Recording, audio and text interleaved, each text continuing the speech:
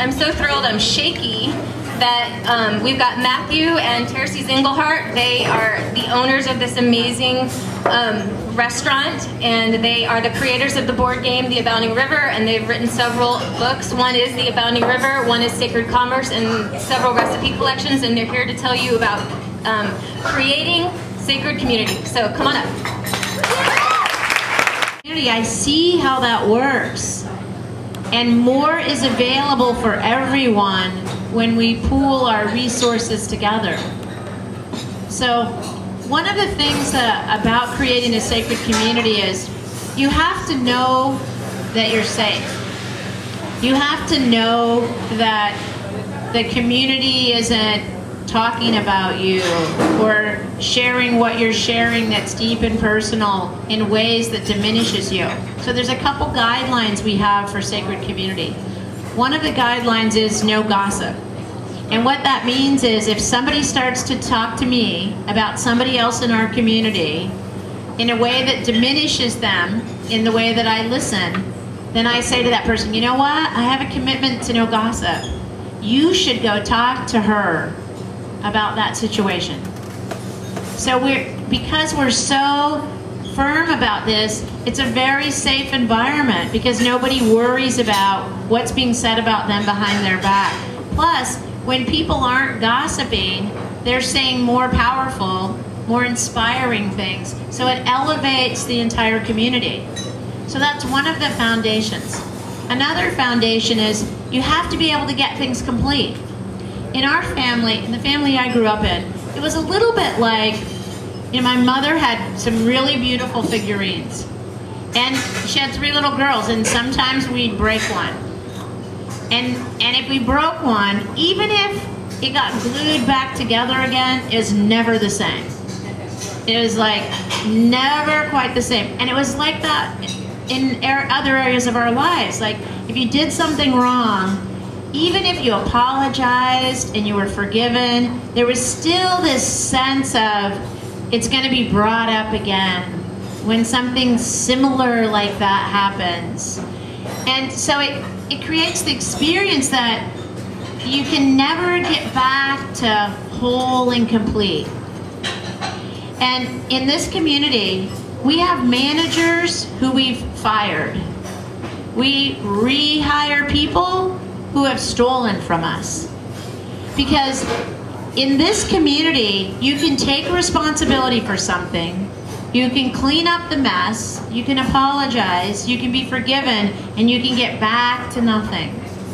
You can restore trust. There's no kind of chipped trust. It's whole trust. And it takes something to do that. But the work is never over with the person who broke the trust. It's always with you. It's always with you seeing the best in that other person. Believing in the goodness of the people that you work with, that you play with, that you dine with, that you commune with, that you live with. And so it's a powerful foundation for what's possible in community. And we want to demonstrate for you one of the tools that we use in order to attain this, and it's called clearing. And this is the foundation of our company.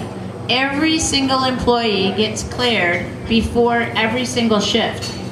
And when we started this, there were people in our original cafe that said, you guys are crazy. This is never gonna work. And we've had some breakdowns around it. And yet, even in these times where we have a minimal staff and they're really busy, we say, don't diminish the clearing, because it's the foundation of our work. And what this means is that historically in business, people say, leave your problems at home, just come to work and do your job. We say, bring it all here, because it's there anyway. You might as well bring it with you and let's get it cleared. And what clearing means is it's an opportunity for people to distinguish what's distracting them from being present and just let it go. And this tool, if you take this from tonight on forward, is the single the most powerful single tool that we know to gift you with tonight that you can take on and practice in your lives. And the entire process is in our book, Step by Step by Step, Sacred Commerce. And if you have that book, you can just follow those steps. And if not, tonight you'll have an introduction to it. You can use this with your husband, with your wife, with your family, with your friends, with your children, with your parents, with business associates. And it's a really powerful tool for creating the foundation of presence with one another. So I'm going to ask someone to volunteer, and I'm telling you that so you can start to deal with your mind. Those of you that love to volunteer, those of you that don't love to volunteer, it's painless. I'm not going to hurt you.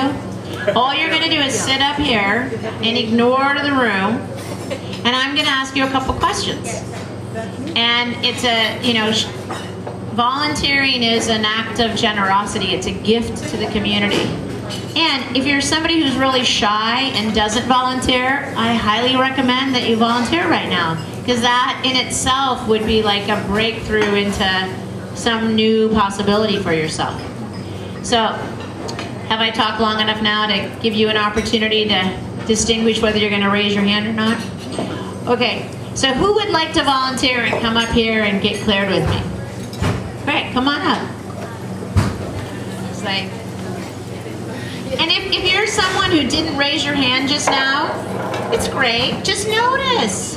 Notice. Remember when you were a kid and you were in school and the teacher asked for someone to volunteer and everybody's hand went up?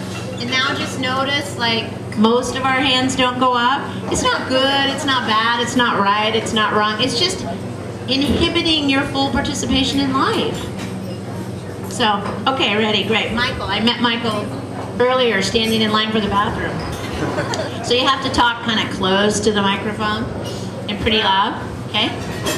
And the biggest challenge you have right now is ignoring them.